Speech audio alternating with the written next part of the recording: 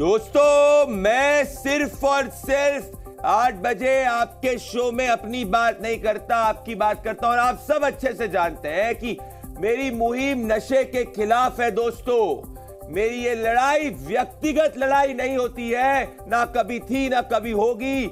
मेरी लड़ाई देश की भलाई की लड़ाई है दोस्तों। और मैं पूछता हूं कि क्या लाखों युवाओं के आंखों के तारे एल्विश यादव ने सिस्टम को हैंग करने की कोशिश करी?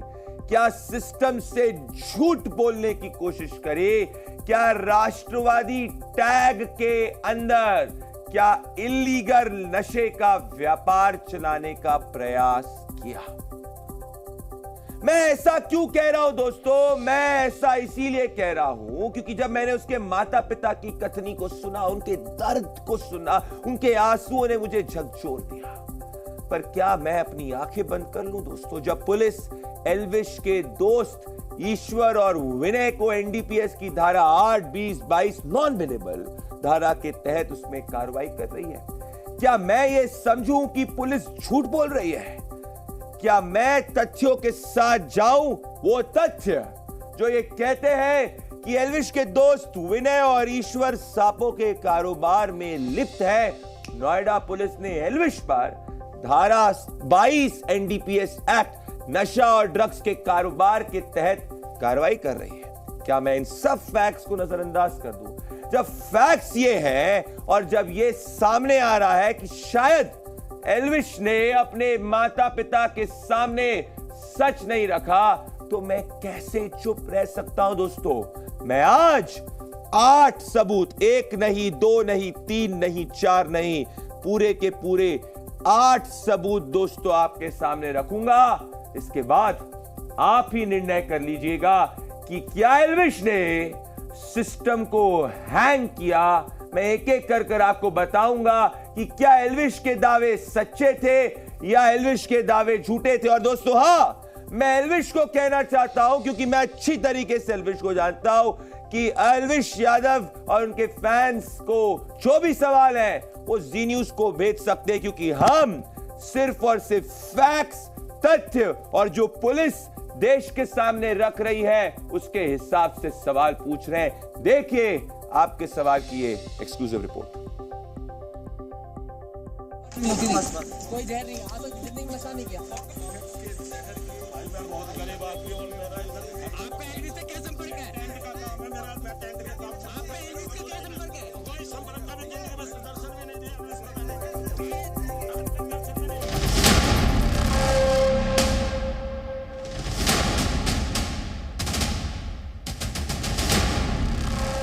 कुछ दिनों पहले एल्विश यादव की गिरफ्तारी हुई थी। उसी मुकदमे में आज सुबह 2 अन्य लोगों की गिरफ्तारी हुई। गलत आरोप में बंद कर दे जिसको, इससे ज्यादा और हमारे साथ क्या होगा? जो अपराध किया ही नहीं हमारे बच्चे ने। ये लोग सांपों का आदान प्रदान और विष का आदान प्रदान करने में मदद करते थे। इसके पास तो कुछ भी नहीं है। जो यूट्यूब पे बच्चे हैं उनके पास इससे लग्जरी गाड़ियां और कई गाड़ियां हैं। इस मामले में बिल्कुल निर्दोष है, निर्दोष है, निर्दोष है। फेमस यूट्यूबर और सांपों के जहरीले कारोबार के आरोप में फंसे एल्विश यादव के पिता ने जी न्यूज के स्टूडियो में रो रो कर दावा किया कि उनका बेटा निर्दोष है। उनका बेटा कोई गलत काम नहीं कर सकता। ना तो उसने कभी किसी रेव पार्टी में शिरकत की और ना ही सांपों के जहर की सप्लाई की। हमें क्या लेना सपेरों से? क्या मेरे लड़के को लेना? सपेरा कौन है, कहाँ, क्या? मुझे तो ये भी नहीं पता कि रेव पार्टी होती क्या, असली पूछो तो। अगर एल्विश के माता पिता सच बोल रहे हैं तो फिर सवाल उठता है कि एल्विश के करोड़ों की कमाई का जरिया क्या है? एल्विश के पास इतनी लग्जरी गाड़ियां कहां से आई? क्या यूट्यूब वीडियो बनाकर उसने इतना पैसा बनाया? हालांकि इस सवाल पर भी एल्विश के माता पिता ने ऐतराज जताया और दावा किया कि उनके पास तो इतना पैसा भी नहीं कि खुद की फर्स्ट हैंड गाड़ी या कोई फ्लैट और मकान खरीद सकें। अब दोस्तों की आपकी गाड़ी है, वो नई वीडियो में लेनी है नई गाड़ियाँ, इस तरह की गाड़ियाँ भी हायर कर लेता है कि चलो। अब बच्चे क्या समझ रहे हैं, यूट्यूबर्स के बच्चे जो फॉलोअर्स के कि वो उसी गाड़ियाँ हैं, उसका मकान 50 करोड़ का है, मेरा मकान लोन पे चल रहा है। मगर एल्विश के माता पिता के इन दावों पर पानी तब फिर गया जब हमने उसके सोशल मीडिया साइट को खंगालना शुरू किया।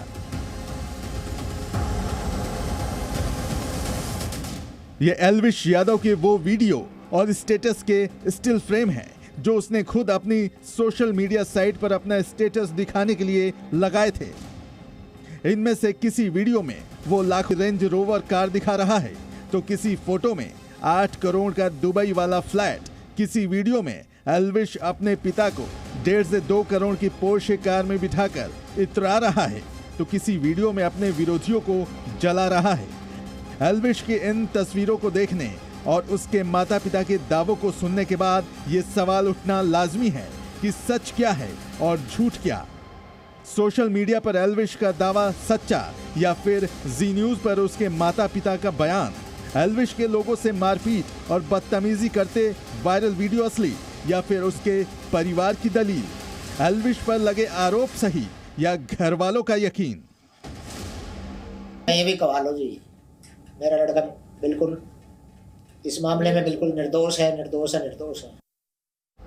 क्योंकि एक तरफ पुलिस और एल्विश से परेशान लोगों के बयान हैं जो उस पर तरह तरह के आरोप लगा रहे हैं, तो दूसरी तरफ एल्विश के वो वीडियो हैं जो सोशल मीडिया पर खुद उसने अपलोड किए हैं और इन वीडियो में वो खुद अपने आरोपों के खिलाफ गवाही दे रहा है। वहीं इन सब आरोपों के बचाव में एल्विश के माता पिता का बयान है जो उन्होंने जी न्यूज के स्टूडियो में दिया। इन तमाम साक्ष्य और सबूतों के आधार पर आज हम एल्विश पर लगे आरोप और उसके माता पिता के दावों का लाई डिटेक्टर टेस्ट करेंगे। तो बने रहिए हमारे साथ और देखते रहिए आपका सवाल। तो दोस्तों, मैं भी एल्विश के माता पिता के साथ में खड़ा हूं, पर इस वक्त मैं सच और झूठ जो है वो सामने रखना चाहता हूं और ये पूछना चाहता हूं कि ऐसा तो नहीं क्या एल्विश ने अपने माता पिता से झूठ बोला, क्योंकि मेरा सवाल नहीं है, क्योंकि आप सभी पूछ रहे हैं मुझसे कि क्या एल्विश ने सिस्टम को हैंग करने की कोशिश करी। तो आज पहला सवाल है कि क्या एल्विश ने कहा, एल्विश के माता पिता ने कहा कि भाई वो नशे का कारोबार नहीं करता। तो उनके माता पिता ने कहा गया, एक बार सुनिए कि उनके माता पिता ने क्या कहा, एल्विश के माता पिता ने क्या कहा कि क्या वो नशे का कारोबार करता है कि नहीं करता है। सुनिए। निराधार है शोभना जी, बिल्कुल ये मतलब कोसों दूर है ये चीज़ें, चाहे एक बार पूछो, 1000 बार, लाख बार, ये चीज़ें कहीं कहीं तक कोई भी तथ्यहीन है सारी चीज़ें। कौन क्या कह रहा है अब कोर्ट में है, हमें क्या लेना सपेरों से, क्या मेरे लड़के को लेना सपेरा कौन है, कहाँ क्या। तो आपने देखा कि वो कह रहे हैं कि किसी तरीके से उनके माता पिता कह रहे हैं कि भाई एल्विश ने कोई भी नशे का कारोबार नहीं किया। अब सच जो है वो क्या है, जो आप देखिए सच यहां पे, अगर आप सच देखेंगे कि सच ये कहता है कि एल्विश से पूछताछ के बाद उसके 2 साथी गिरफ्तार हुए हैं। आज ही पुलिस ने जो इस वक्त अगर आप देखेंगे उसके 2 साथी को गिरफ्तार किया है। ये इस वक्त अगर आप देखेंगे, मैं दिखाना चाहता हूं यहां पे, अगर दिखाया जाए कि जो एल्विश के 2 साथी हैं उनको गिरफ्तार किया गया है। ये आज ही है कि एल्विश के 2 साथियों को गिरफ्तार किया गया है और ये जो सांपों का व्यापार कर रहे थे, इसीलिए आज उनको पुलिस ने एनडीपीएस की धारा, वही धारा जो एल्विश के ऊपर लग रही है, उसमें गिरफ्तार किया गया है। सुनिए पुलिस ने क्या कहा इसमें। मुकदमा अपराध संख्या 461/23, जिसमें कुछ दिनों पहले एल्विश यादव की गिरफ्तारी हुई थी, उसी मुकदमे में आज सुबह 2 अन्य लोगों की गिरफ्तारी हुई है। इनका नाम ईश्वर और विनय है। ईश्वर राहुल सपेरा से लगातार बात करता रहता था और उसका अपना बैंक्वेट हॉल है जहां पर वो सांप बुलाता था और सांपों का जहर मंगाता था। विनय ईश्वर यादव का खास दोस्त है और अक्सर ही साथ में रहते हैं। ईश्वर और विनय की आपस में साठगांठ थी और यह लोग सांपों का आदान प्रदान और विष का आदान प्रदान करने में मदद करते थे। दोनों लोगों को न्यायिक हिरासत में भेजा जा रहा है। अन्य विधिक कार्रवाई प्रचलित है। मतलब पुलिस ये कह रही है कि जांच पड़ताल के बाद यह पाया गया है कि एल्विश यादव झूठ बोल रहा है। तो अगर आप देखेंगे अक्रॉस कि नशे के कारोबार के अंदर यह पाया जा रहा है कि एल्विश पुलिस के हिसाब से झूठ बोल रहा है अपने माता पिता को कि वो नशे के कारोबार के अंदर लिप्त नहीं था। मेरे साथ में इस वक्त doctor AK Jain, x DGP Uttar Pradesh police, doctor Amarnath Mishra जो एक एक्सपर्ट है, फॉरेंसिक एक्सपर्ट है, मेरे साथ जुड़ रहे हैं। सौरभ गुप्ता जो PFA ऑफिसर है, पीपल फॉर एनिमल, जिनकी NGO ने ये FIR करी थी जिसके बाद पूरी कार्रवाई हुई। पहले मैं AK जैन जी आपके पास आना चाहता हूं। AK जैन जी, दो ही चीज हो सकती है, या तो पुलिस झूठ बोल रही है या पुलिस सच बोल रही है। अगर पुलिस सच बोल रही है तो फिर एल्विश और उसके दोस्त नशे के कारोबार के अंदर लिप्त थे, और ये पहला झूठ है जो शायद एल्विश ने अपने माता पिता को कहा था। जैसे कई बच्चे जो होते हैं अपने माता पिता को अगर कोई गलत एक्टिविटी के अंदर पाए जाते हैं तो सच नहीं बताते। AK जैन जी, देखिए, अभी तक तो ये आरोप लग रहा था कि नोएडा पुलिस जो है वो एल्विश यादव को शील्ड कर रही है, उसको जेल नहीं भेज रही है, उसके खिलाफ कार्रवाई नहीं कर रही है। जो भी कार्रवाई नोएडा पुलिस के द्वारा की जा रही है वो न्याय संगत है, तथ्यों के आधार पर है, और जो भी बेगुनाही का सबूत एल्विश यादव को देना है, उसके माता पिता को देना है, वो कोर्ट के सम्मुख रखें। एल्विश यादव ने ऐसे ही इतना नाम और धन नहीं कमाया है, उसका इन्वॉल्वमेंट हर तरह से प्रूव्ड है। रेप पार्टीज़ में उसके सब शिरकत करने की उसकी पूरी फुटेज अवेलेबल हैं। तो जो कार्रवाई हो रही है वो न्याय संगत है। पुलिस की कोई रंजिश नहीं है, और पूरी जांच करके, पूरा सोच समझ के एक्शन लिया जा रहा है, और लिया भी जाना चाहिए। जिस प्रकार से रेप पार्टीज़ का प्रचलन बढ़ रहा है, और इसमें जिस प्रकार से ये वेनम वगैरह सर्व कर रहे हैं, कोबरा वगैरह का, ये एट्रॉसिटी है एक प्रोटेक्टेड स्पेशीज़ पे, और जो एक्शन हो रहा है बिल्कुल सही हो रहा है। तो AK जैन जी, आप कह रहे हैं कि जो एक्शन हो रहा है वो पूरी तरीके से सही हो रहा है। तो दूसरा जो सवाल, मतलब ये पाया जा चुका है कि रेप पार्टी का शायद एल्विश ने झूठ बोला था अपने माता पिता को। अब दूसरा जो मैं क्लेम है वो क्लेम लेना चाहता हूं। जो ये क्लेम कहा गया है, जो इस वक्त अगर आप देखें अपने टेलीविजन स्क्रीन पर, वो यही है कि रेप पार्टी में नहीं जाता था एल्विश। तो पहली बात जो की गई थी कि क्या एल्विश जो है वो एल्विश क्या नशे के कारोबार के अंदर लिप्त था कि नहीं था, इसके कॉन्टेक्स्ट के अंदर हमें पूछ रहे हैं कि रेप पार्टी में नहीं जाता था एल्विश। इस पे जानने के लिए हमने पुलिस से पूछा, और सुनिए पुलिस क्या कह रहे हैं। मुझे ये भी नहीं पता कि रेप पार्टी होती क्या, असली पूछो तो कि भाई वहाँ पे पार्टी हो रही थी। हमने तो ये सुना था कि भाई वहाँ पे तो कोई बर्थडे की पार्टी हो रही थी, शायद आपको पता होगा, ज्यादा नोएडा में रहती है आप, कि वेंकट हॉल वाले ने कहा था यहाँ तो कोई इस तरह की पार्टी ही नहीं हुई। बाकी सेक्टर 49 पर अभियोग पंजीकृत था, जिसकी विवेचना सेक्टर 20 के निरीक्षक द्वारा की जा रही थी, और यह अभियोग वाइल्ड लाइफ प्रोटेक्शन एक्ट के साथ साथ IPC की धाराओं में पंजीकृत हुआ था। आज पूछताछ के लिए बुलाया गया था। पूछताछ के दौरान पर्याप्त साक्ष्य पाए जाने पर एल्विश यादव को माननीय न्यायालय के समक्ष प्रस्तुत किया जा रहा है। मतलब एक बात साफ है कि अगर आप देखेंगे कि पुलिस एक तरफ कह रही है कि एल्विश को जिन धाराओं के अंदर पकड़ा गया उसमें क्लियरली मेंशन्ड है कि जो स्नेक वेनम है वो पार्टीज के अंदर दिया जाता था। अब कोई घर की पार्टीज के अंदर स्नेक वेनम का व्यापार नहीं होता है, ये क्लियर है। तो तस्वीरें झूठ नहीं बोल सकती, और क्या पुलिस जो है इसमें झूठ नहीं बोल सकती। अगर हम पुलिस के बयान को आगे लेके जाएं तो इससे क्लियर इंडिकेट हो रहा है कि वापस से रेप पार्टी के संबंध के अंदर भी एल्विश ने शायद अपने माता पिता को झूठ बोला कि वो ऐसी पार्टीज के अंदर नहीं जाता था, पर पुलिस ने ये दर्ज किया है, और अभी जिस पुलिस मामले की जांच करी उससे क्लियर इंडिकेट हो चुका है कि वो ऐसी पार्टीज में जाता था जहां स्नेक वेनम दिया जाता था। मैं आपके पास आना चाहता हूं इसी पे डॉक्टर अमरनाथ मिश्रा। डॉक्टर अमरनाथ मिश्रा जी, ये मुझे बताइए कि क्या ये अब सामने नहीं आ रहा है कि पहला झूठ बोला गया कि एल्विश जो है किसी भी व्यापार के अंदर लिप्त नहीं है, अब दूसरा शायद से झूठ बोला गया कि वो रेप पार्टीज के अंदर नहीं जा रहा, क्योंकि पुलिस ने जो FIR दर्ज करी है और पुलिस जिस FIR के तहत कार्रवाई कर रही है उसमें क्लियरली मेंशन्ड है कि सांपों के जहर को पार्टियों के अंदर दिया जाता था। इससे क्या ये इन्फ्रेंस नहीं निकाला जा सकता कि वो रेप पार्टी के अंदर भी जाता था? डॉक्टर अमरनाथ मिश्रा।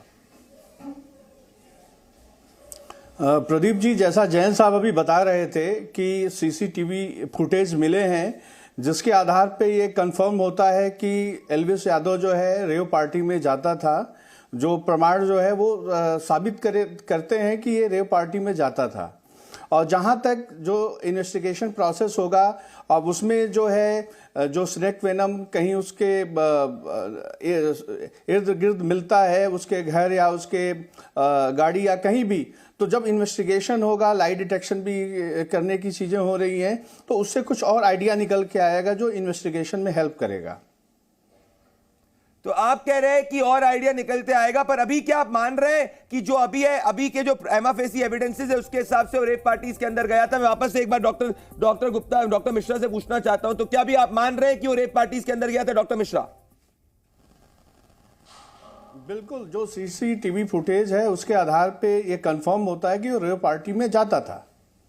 तो आप ये क्लियरली कह रहे हैं, तो जो वो हमारे एक्सपर्ट्स हैं, वो एक्सपर्ट्स ये कह रहे हैं कि वो रेप पार्टी के अंदर जाता था। अभी जो सीसीटीवी फुटेज है और जो पुलिस के बयान के हिसाब से एल्विश ने अपने माता पिता को कहा कि घर जो है वो लोन पे है। अब अगर ऐसी बात है तो सच्चाई क्या? पर पहले सुनिए कि उसके पिताजी ने क्या कहा घर के बारे में। मेरा मकान लोन पे चल रहा है, मेरा उसमें जमीन के बदले में लिया हुआ प्लॉट है मेरा, जिसमें मैं मकान बना रहा हूँ। ऑस्ट्रेज कोटा होता है, सॉरी वो जो कोलैबोरेशन होता है, जमीन के पैसे ना लेकर जमीन के बदले प्लॉट एक पॉलिसी है कंपनियों की। इस वक्त अगर आप अगर आप देखेंगे कि क्लियरली एल्विश जो है उसने अपने माता पिता को यह कहा है कि उसका घर लोन पे है। पर अगर ऐसी स्थिति है कि एल्विश कह रहा है कि उसका घर लोन पे है, तो सवाल ये उठता है कि सोशल मीडिया पर ये किस तरीके की पोस्ट की गई है। 8 करोड़ रुपए का घर जो है वो दुबई में है।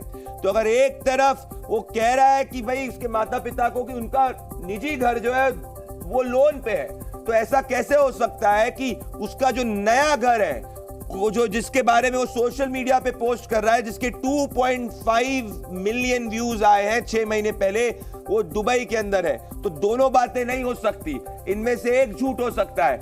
या तो ये जो दुबई वाला पोस्ट है ये झूठ है, या जो उसने अपने पिताजी को बताया वो झूठ है। मतलब अगेन इस लाई डिटेक्टर टेस्ट की बात करूं तो इसके अंदर भी अगर आप देखेंगे कि अगर इसको मैं दिखाना चाहूं तो इसमें भी एल्विश ने झूठ बोला है। तो क्लियरली झूठ नंबर 3 सामने आ रहा है कि अगर घर लोन पे है तो ऐसा कैसे हो सकता है कि पिताजी एक तरफ कहें कि घर लोन पे है और वो 6 महीने पहले सोशल मीडिया पे पोस्ट कर रहा है, जिस पोस्ट में वो मेंशन कर रहा है कि उसने दुबई में बहुत बड़ा घर लिया है जिसके 2.5 मिलियन व्यूज आए हैं। मतलब झूठ नंबर 3 है ये सामने। अब अगर मैं चौथी बात पे जाना चाहता हूं और अगर मैं यहां पे दिखाना चाहूं कि चौथा जो उसने क्लेम किया है, वो चौथा क्लेम अगर आप देखें वो ये कह रहा है कि भाई लग्जरी गाड़ी नहीं है एल्विश के पास में। उसने कहा है कि भाई लग्जरी गाड़ी उसके पास नहीं है। अब सत्य क्या है कि क्या उसके पास लग्जरी गाड़ी नहीं है, इस पे उन्होंने उसके पेरेंट्स को कहा है। तो एक बार जरा सुनते हैं कि उसके पेरेंट्स को उसने क्या कहा है।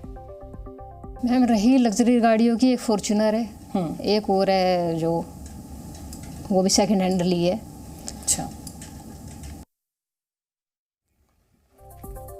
तो अगर उसकी माताजी को उसने कहा है कि उसके पास कोई लग्जरी गाड़ी नहीं है, तो सच क्या है? सच ये है कि उसके पास एक पोर्शे है जिसकी कीमत 1.5 से 2 करोड़ है।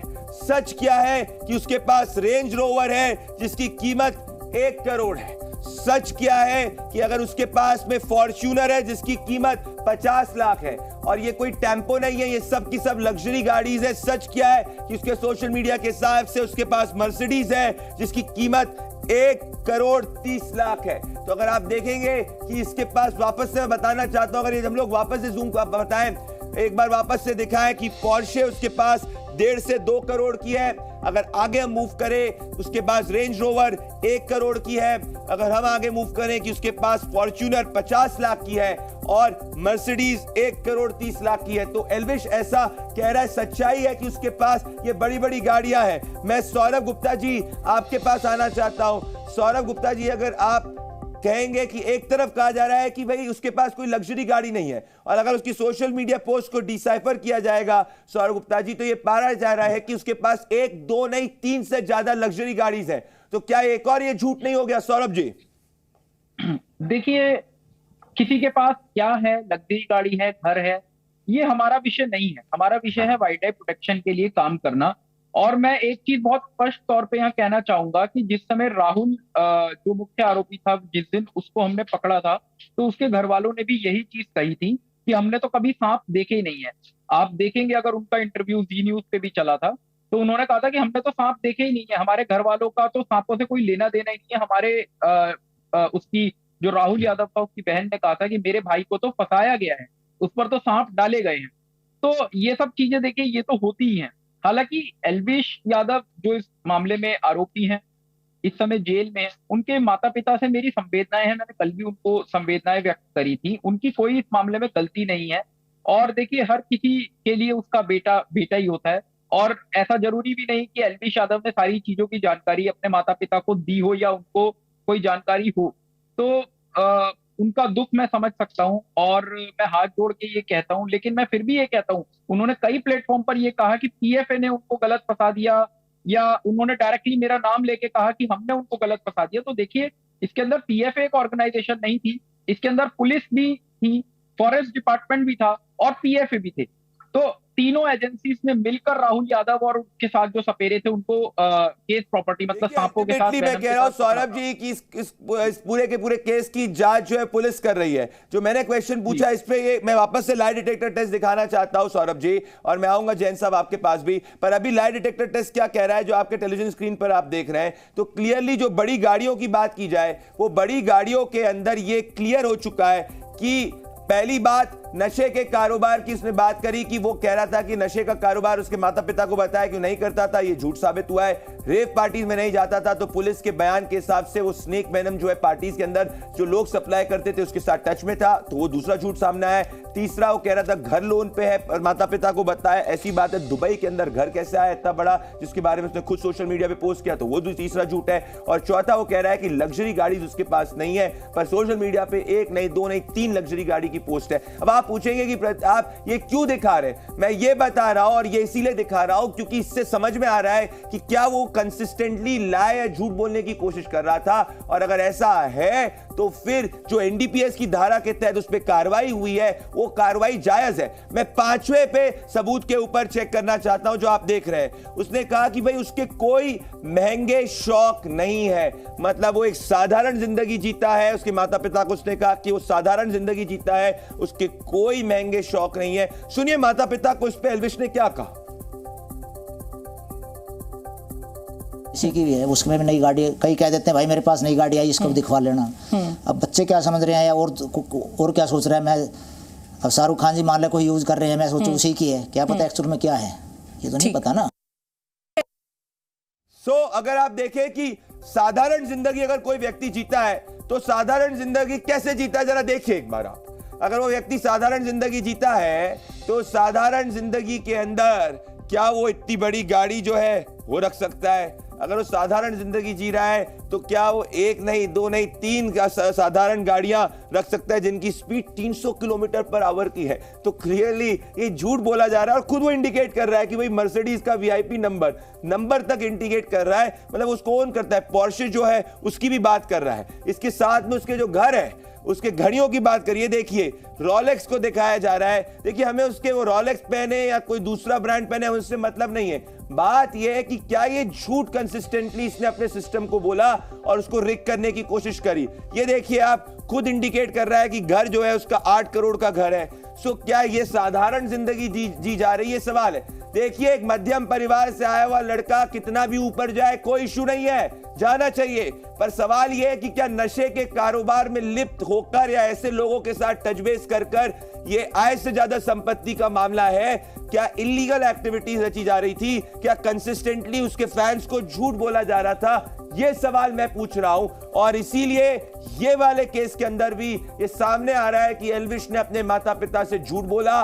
इसमें भी जो एल्विश ने कहा, जो फैंस को कहा, जो पब्लिकली कहा, वो शायद से सही नहीं। डॉक्टर ए के जैन जी, मैं ये इसीलिए कह रहा हूं क्योंकि जो एक्यूज्ड है डॉक्टर ए के जैन जी, अगर उसकी मानसिकता कंसिस्टेंटली लाए करने की है, झूठ बोलने की है, तो ये माना जाएगा कि वो प्राइमा फेसी इनोसेंट नहीं हो सकता। आधार पे जितनी भी एनडीपीएस धाराओं में उसके खिलाफ कार्रवाई हो रही है, फिर शायद पुलिस कंप्लीटली सही है। तो क्या राष्ट्रवादी होने के कंप्लीटली एक गार्ड के अंदर इलीगल एक्टिविटीज चल रही थी? ये सवाल मैं नहीं पूछ रहा, ये सवाल आज एल्विश के फैंस पूछ रहे हैं कि जैन जी। देखिए मेरी भी इतनी उम्र हो गई है, मैं आज तक पोर्श गाड़ी में नहीं बैठा हूं, ना मेरे पास फॉर्च्यूनर है, मेरे पास एक होंडा सिटी गाड़ी है, जबकि मैंने 37 साल सर्विस की है आईपीएस की। ये सब कहने की बातें हैं। क्या एजुकेशनल क्वालिफिकेशंस हैं उसकी, कहाँ जॉब करता है, क्या उसकी सैलरी है, क्या कोई यूट्यूबर कोई इतना पैसा अनाप शनाप तरीके से कमा सकता है कि दुबई में घर ले रखा है और फॉर्च्यूनर गाड़ी है, पोर्श गाड़ी है, मर्सिडीज़ है, उन सब की फोटोग्राफ्स हैं। क्या ये माता पिता को नहीं पता है कि ये सब कहाँ से ये सब पैसा आ रहा है, कहाँ से ये सब लग्जरीज अफोर्ड कर रहा है? रोलेक्स वॉच कितने लोग पहनते हैं हिंदुस्तान में, मुझे बताइए ज़रा। मैंने तो रोलेक्स वॉच नहीं कभी देखी है, ना कभी पहनी है। तो ये सब कहने की बातें हैं, ये झूठ का झूठ और पानी पानी, ये सब कोर्ट में हो जाएगा, बिल्कुल स्पष्ट हो जाएगा। इसमें तो नहीं हो तो इसमें ईडी को इन्वॉल्व किया जाए, वो सब अभी 2 मिनट में पता चल जाएगा कि कहाँ से पैसा आया है, कहाँ से फंडिंग हुई है। पीएमएलए के तहत कार्रवाई होगी तो सबका एक्सप्लेनेशन देना पड़ेगा, एक एक प्रॉपर्टी का, एक एक पैसे का, एक एक गाड़ी का, एक एक खर्चे का। तब सब पता चल जाएगा कि कहां से जो लीगल स्रोत है कि इलीगल स्रोत है पैसे का। बिल्कुल डॉक्टर एके जैन जी, मेरा एक और सवाल है सौरभ गुप्ता मैं आपके साथ लेना चाहता हूं, और ये मामला बहुत सीरियस है क्योंकि ये डेटा सजेस्ट करता है सौरभ कि जो ये सांपों का व्यापार है, सांपों के जहर का व्यापार है, इसकी कीमत 170 करोड़ से ज्यादा जो है वो सिर्फ वेस्ट बंगाल के कुछ डिस्ट्रिक्ट्स के अंदर पाई गई है 2017 के बाद से।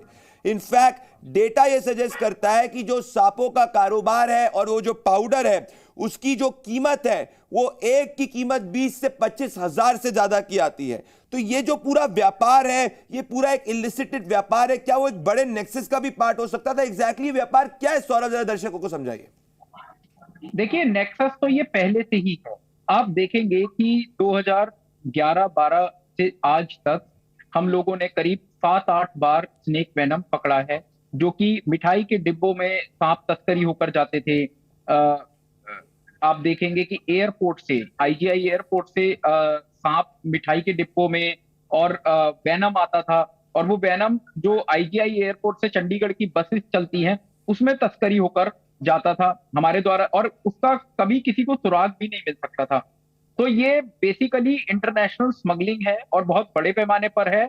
सांपों के जहर की तस्करी नोएडा, गुड़गांव, मुंबई, बेंगलोर, मोहाली, पंजाब के चंडीगढ़। बड़ी बात ये है, एक सेकंड मैं इस पे पॉइंट पे रहना चाहता हूं कि बड़ी बात ये डॉक्टर अमरनाथ मिश्रा जी कि अगर आप देखेंगे कि 2 किलो सांपों के व्यापार का 2 किलो की कीमत जो इलिसिट है इसकी 17 करोड़ है एके जैन जी और डॉक्टर अमरनाथ मिश्रा। तो मैं छोटी बात नहीं कर रहा। अगर ये व्यक्ति एक साधारण परिवार का है, इसने माता पिता को कहा कि ये साधारण घर में रहता है, तो इतनी बड़ी आय से ज्यादा संपत्ति नहीं हो सकती। यूट्यूब से इतना पैसा नहीं कमाया जाता कि आप जो है पोर्शे से बाकी चीजें ले लो और माता पिता को लगे कि आप साधारण जिंदगी जी रहे हो। मतलब प्राइमा फेसी जो एनडीपीएस धारा के तहत पुलिस ने केस किया है ये शायद से ये सही है, क्योंकि 2 किलो, सिर्फ 2 किलो स्नेक वेनम जो है उसकी बाजार में कीमत 17 करोड़ है। डॉक्टर अमरनाथ मिश्रा, तो क्या बहुत बड़े कार्टेल के लोगों के साथ में टच में हो सकता है? देखिए फॉरेंसिक पॉइंट ऑफ व्यू से तो यदि जो भी 2 किलो जहर मिला है सांप का, उसका जांच होगा और जो कनेक्शन है वो इन्वेस्टिगेशन से प्राप्त होगा। जो भी पुलिस पर्सनल्स हैं, जो भी इन्वेस्टिगेटिंग एजेंसीज है, वही बता पाएगी। पर एके जैन जी, अगर मैं YouTube से मान लीजिए पर मंथ की कीमत, पर मंथ की अगर मैं कीमत की बात भी कर लूं कि 10 लाख, 15 लाख, 20 लाख, तब भी आप इतनी सारी जो है बड़ी बड़ी गाड़ियां नहीं ओन कर सकते। 8 करोड़ से ज्यादा का दुबई के अंदर फ्लैट नहीं ओन कर सकते। तो ये क्लियर है कि जो सांपों का व्यापार जिसमें 2 किलो 17 करोड़ का होता है, क्या उसके खरीद फिरोख्त के अंदर ये व्यक्ति था? ऐसी बात पुलिस ने भी अपनी इनिशियल जांच के अंदर कही है, जहां कहा गया है कि उस स्नेक वेनम के व्यापार में लिप्त लोगों के साथ टच में था। एके वेनम जी, ये बहुत बड़ी बात है, आपने ईडी की बात करी है। देखिए, मैं फिर इस बात को रिपीट कर रहा हूं, पुलिस की किसी से कोई रंजिश नहीं है, पुलिस का किसी से कोई लगाव नहीं है। जब सामाजिक दबाव बनता है और फैक्ट सामने आते हैं तो पुलिस को भी कार्रवाई करनी होती है। मैं अभी तक 1-2 चैनल्स पे यही सुन रहा था कि पुलिस उसको अरेस्ट क्यों नहीं कर रही है। तो जब पुलिस ने अरेस्ट किया है, उसको अपनी बेगुनाही का प्रमाण जो है वो कोर्ट को देना चाहिए, और जो प्रमाण उसके विरुद्ध हैं वो प्रोसिक्यूशन की तरफ से पेश किए जाएंगे, उस पर ट्रायल होगा, उससे साफ पता चल जाएगा कि कहाँ है। जो ये लाइफ स्टाइल है ये प्रदर्शित करता है कि दाल में काला ही नहीं है, दाल ही काली है पूरी, दाल और ही इसको जो काली है है कि जाएगी। और इसीलिए मैं छठे प्रूफ को देखना चाहता हूं जो एल्विश ने क्लेम किया है। इस वक्त मैं अपने टेलीविजन स्क्रीन पे आना चाहता हूं, और अगर आप देखेंगे कि आप इस वक्त एल्विश ने बोला कि भाई वो मारपीट नहीं करता था। अब अगर मैं मान लूं कि वो इनोसेंट व्यक्ति है जो कभी मारपीट नहीं करता था, सुलझा व्यक्ति है, अब इसमें सत्य क्या है, इसमें उसने अपने माता पिता को क्या कहा, सत्य क्या है, जरा एक ये वीडियो देखिए और इससे आप खुद निर्णय कर सकते हैं। ये एल्विश यादव 8 मार्च 2024 का है। ये आप देखिए कि अगर 1 नहीं 2 नहीं 3 बार वो थप्पड़ मारता है और उसके बाद में किसी के साथ फाइट कर रहा है, उसको पकड़ता है, उसको आप देखिए उसके पूरे गैंग के साथ आता है, इसको यहां पे पीटा जाता है। अगर आप देखें कि एक व्यक्ति नहीं है, मतलब 7-8 लोगों के साथ में है, तो बाहुबली टाइप का उसको पकड़ने की कोशिश करता है। वो हरे में जो बच्चा है वो लड़का नीचे गिर जाता है, उसके बाद आप देखिए कि उसको और पकड़ने की कोशिश की जा रही है। मतलब मान लीजिए वो एल्विश के राइट है, लेफ्ट हैंड जो आप जैसे मूवीज के अंदर देखते हैं उसी तरीके से उसको गर्दन से पकड़ा जाता है, इसको गर्दन से पकड़ा जाता है। और अगर आप देखेंगे कि गर्दन से इसको पकड़ने की पूरी कोशिश की जाती तो ये कहा गया कि भाई क्या एल्विश जो है वो मारपीट नहीं करता। इसका सच्चाई यह है कि इस वीडियो के हिसाब से 8 मार्च 2024 का ये खुद पब्लिकली इंटरनेट पे अवेलेबल है। ये साबित हो जाता है कि इवन ये क्लेम जो उसने अपने माता पिता को कहा वो झूठ साबित होता है। हमारे साथ प्रमोद जुड़ रहे हैं जो इस केस की कंप्लीट डीप इन्वेस्टिगेशन जी न्यूज की तरफ से कर रहे हैं। प्रमोद, मैं आपसे ये जानना चाहता हूं कि अब ये साबित हो गया है कि ये कंसिस्टेंटली झूठ बोल रहा था, तो क्या अब जो पुलिस का केस है एनडीपीएस की धारा में जिसमें यह भी पाया जा रहा है कि सिर्फ और सिर्फ 2 किलो सांपों का व्यापार 17 करोड़ तक का इसका आमदनी होती है, तो क्या बहुत बड़े कार्टेल का एल्विश पार्ट था? देखिए, बिल्कुल पुलिस ने जो दावा किया है कि एनडीपीएस एक्ट में एल्विश को गिरफ्तार किया है, अब वो एनडीपीएस एक्ट में किस तरीके के एविडेंस पुलिस को मिले हैं वो जब कोर्ट में सुनवाई होगी उस वक्त ये पता चलेंगे, जबकि डिफेंस काउंसिल जो है एल्विश को लेकर जो है उसके बारे में पुलिस से सवाल करेगा, क्योंकि अभी तक जो सूरजपुर कोर्ट है वहाँ पे वकीलों की हड़ताल चल रही है, इसलिए ज़मानत याचिका पे सुनवाई नहीं हो पाई है। पुलिस जो है किस तरीके के साक्ष्य हैं उसके बारे में खुलकर नहीं बता रही है। इस पूरे मामले में जो वन्य जीव अधिनियम और 120B और दूसरी धाराएं थी, उसके बाद पुलिस ने जो है वो एनडीपीएस एक्ट जोड़ा था। आज एल्विश को कोर्ट लेके गई थी पुलिस, क्योंकि जो एनडीपीएस एक्ट की सेक्शन 20 पुलिस ने लगाया था, तो पुलिस ने कोर्ट को बताया कि वो गलती से एक टाइपो एरर है, हमें वो सेक्शन को ठीक करना है और प्रमोद ये शायद इंटरनेशनल रैकेट भी हो सकता है। और क्योंकि प्रमोद मैं कह रहा हूं कि मेरे को जो सोर्स बता रही है इंटरनेशनल रैकेट भी हो सकता है, क्योंकि थाईलैंड के अंदर भी ये रैकेट जो है वो एक्सपोज हुआ था, जहां पे सांपों के कारोबार जो है उसके तहत सांपों के कारोबार जो है उसके तहत वहां पे भी इन्वेस्टिगेशन में पाया गया था। लोग और पॉपुलर सोशल मीडिया सेलिब्रिटीज है उसमें पाए गए थे। क्या एक राष्ट्रवादी व्यक्ति इस तरीके के सांपों के कारोबार के अंदर लिप्त हो सकता है? प्रमोद, देखिए, बिल्कुल पॉसिबिलिटी जो है वो हर चीज़ की है। पुलिस की जब इन्वेस्टिगेशन आगे बढ़ेगी और जितने तमाम जो एविडेंस पुलिस के पास होंगे जब उसकी जांच की जाएगी, चाहे वो सीडीआर हो, चाहे वो व्हाट्सएप चैट हो, या फिर जो लोगों के बयान हैं और किन किन लोगों से कब बात हुई है, तो पुलिस की इन्वेस्टिगेशन में और जब अपनी इन्वेस्टिगेशन को वो चार्जशीट में जो कोर्ट में फाइल करेगी तो उसमें ये बताएगी किस तरीके का ये रैकेट है, कितना बड़ा रैकेट है, कौन कौन लोग इसमें इन्वॉल्व है, किसकी क्या जो भूमिका है इस पूरे रैकेट में शामिल थी। इस पूरे मामले में जो एल्विश के साथ में जो ईश्वर और विनय को गिरफ्तार किया गया है, ईश्वर उसी बैंकेट हॉल का मालिक है और विनय भी वो एल्विश को अपना दोस्त मानता है। और इसके अलावा इस मामले में हार्दिक यादव और साथ में सिकंदर वो भी जो कहीं ना कहीं एक रैकेट के हिस्सा हैं और उनके ऊपर भी कानूनी कार्रवाई हो रही है।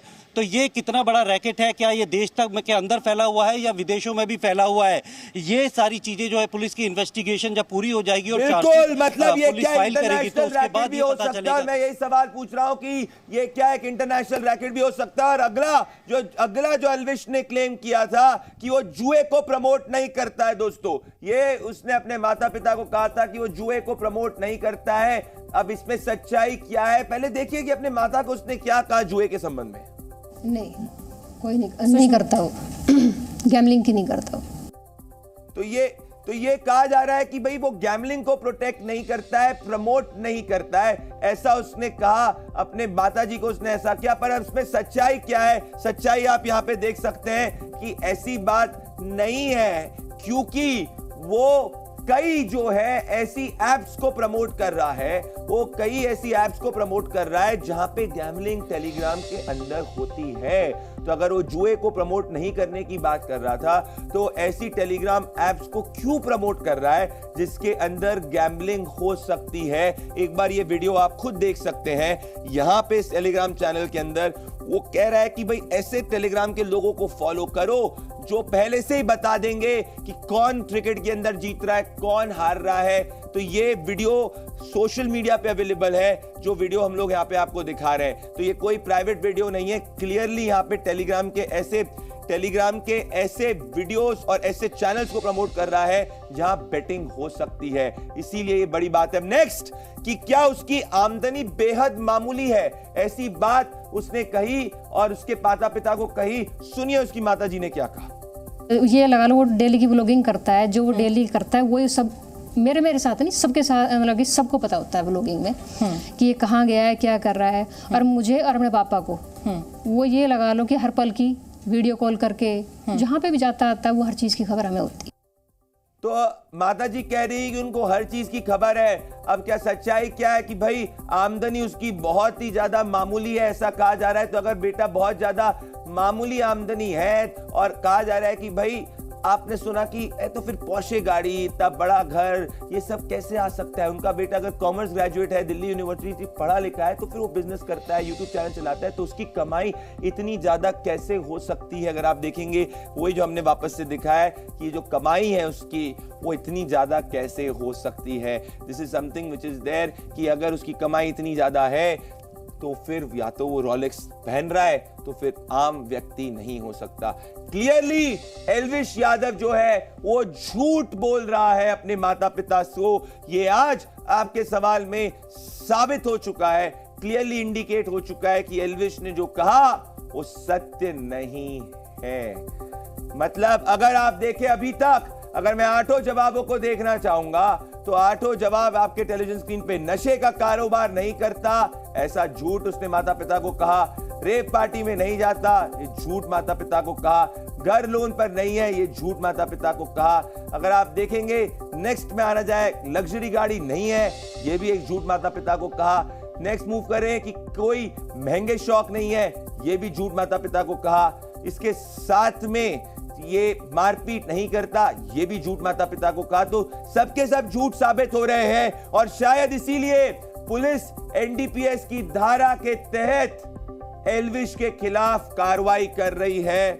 और यही एके जैन जी, मैं आपसे कहना चाहता हूं इस वक्त कि ये बड़ा मामला है, इसके अंदर ईडी भी इन्वॉल्व है। और सौरभ गुप्ता जी, इसमें जो धारा लगी है वो नॉन बेलेबल है, पर यह कहा जा रहा है, आपको आरोप लगाया जा रहा है सौरभ गुप्ता जी कि आप एक राष्ट्रवादी व्यक्ति के खिलाफ एक्शन कर रहे हैं और इसीलिए एक्शन कर रहे हैं क्योंकि वो सक्सेसफुल है। सौरभ गुप्ता, देखिए, हमारे द्वारा केवल पुलिस को एक वर्कआउट केस दिया गया था, हमारे द्वारा एक टिप ऑफ दी गई थी, एक इंफॉर्मेशन दी गई थी, हमारी शिकायत पर केस रजिस्टर्ड किया गया था और जो रजिस्ट्रेशन हुआ था वो स्टिंग के साथ साथ बाकायदा रिकवरी भी हुई थी। पूर्व डीजीपी साहब यहाँ पर बैठे हुए हैं, वो आपको बता पाएंगे। देखिए, जब एक चीज की रिकवरी हो गई और एक ऑर्गेनाइजेशन ने कंप्लेंट पुलिस को दे दी, अब पुलिस ने, ऐसा नहीं है कि उसे तुरंत गिरफ्तार कर लिया, पुलिस ने अपनी 4 महीने की विस्तृत जांच करी है। उसके बाद जब पुलिस ने सारे मजबूत साक्ष्य जुटा लिए, उसके बाद ही पुलिस द्वारा गिरफ्तारी की गई है। रही बात आरोप लगाने की, देखिए ये कोई पहला ऐसा केस नहीं है कि हमारे द्वारा किसी पे केस रजिस्टर्ड कराया गया हो। आज तक 800 से ज्यादा केसेस के अंदर मैं विटनेस हूं और शिकायतकर्ता भी हूं। और आप ये देखिए कि वन्य जीवों के 700-800 केस पिछले 20 साल में हम लोग रजिस्टर्ड करा चुके हैं। इस बीच हमने कई कुख्यात वन्य जीव तस्करों को पुलिस और फॉरेस्ट डिपार्टमेंट से पकड़वाया है। कई बार हमने कछुए, सांप, इलीगल पैरेट, इलीगल जी, मैं ये कह रहा हूं आपसे, हमने बरामद करवाए हैं। अभी तक जितने भी एविडेंसेस सामने आए हैं, ये एविडेंसेस से साफ हो रहा है कि एल्विस केस के अंदर पुलिस के पास सबूत काफी स्ट्रांग है, और अगर ये सबूत जो है वो प्रूव हो जाते हैं तो एल्विस को 20 साल तक की सजा हो सकती है। मेरे साथ आज के आपके सवाल के एपिसोड में आप सभी जुड़े, बहुत बहुत धन्यवाद। जी न्यूज़।